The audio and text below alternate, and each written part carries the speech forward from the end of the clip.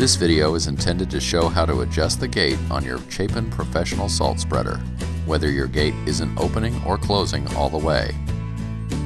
You can adjust the gate control by loosening the gate control assembly located on the handlebar. First, loosen the two bolts that attach the assembly to the handlebar. With the assembly loose, open the gate control all the way, pulling back on the lever, and slide the entire assembly back until your gate is wide open. Then, holding the assembly in place with one hand, close the gate control, pushing forward on the lever, and check to see if the gate is completely closed. If it is not completely closed, slide the gate control assembly forward until it closes. Once closed, tighten the bolts on the gate control assembly and you're back in business.